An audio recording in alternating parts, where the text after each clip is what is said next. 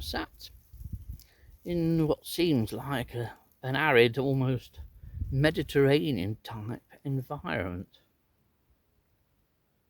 Everything that was once green is now straw.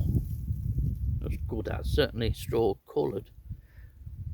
The Phacelia, which a couple of months ago covered this field in lovely green foliage and then covered it even better in purple flowers, masses of flowers, and the most beautiful heady scent too, and clovers as well. That seems such a long time ago, almost a different time, and yet it was just a couple of months ago. The dryness has certainly wreaked havoc on this field and all fields, to be honest. I can't remember the countryside being like this since 1976, and I really didn't appreciate it at the time, because even though I was interested in wildlife, I didn't go wandering around in the Nottinghamshire countryside. Now I have the time to do that, and I've wandered the countryside of Nottinghamshire for many years, and I've not seen anything like this, not even in the really hot dry spell of 2022, which thankfully was short-lived, but it still wreaked havoc on a lot of invertebrates at the time. This year is almost certainly going to be worse for invertebrates.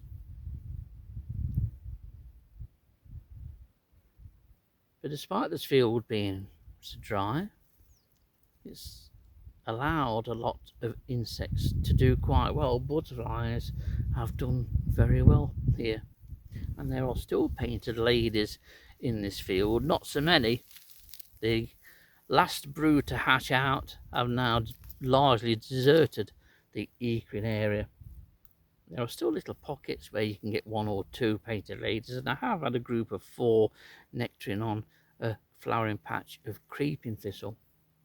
But the highlight, despite the large numbers of painted ladies, has been that clouded yellows have been recorded here for the 2nd year in succession, something that's never happened in 30 years that I've been recording at Eakring. That's nice to see, and in fact I've had one go through this morning. This field's produced 3 altogether, all singles, one several weeks ago, and then one last week and one today. But the one today didn't hang around and came across the field and then went over the hedge and continued southwest, and a couple of painted ladies have done the same. Maybe that's what's going to happen with the painted ladies.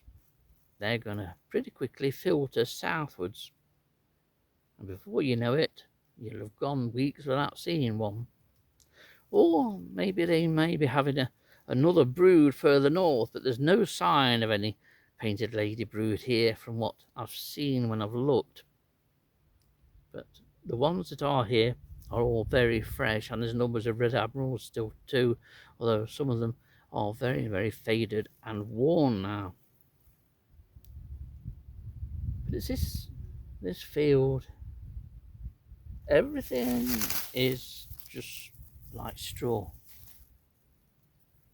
Thankfully some flowers continue. The yarrow is doing well and providing the insects with a nectar source, and so is creeping thistle, where that creeping thistle hasn't gone over and produced multiple heads of seeds. It's a fabulous year for seed this year. I think it's the best year ever.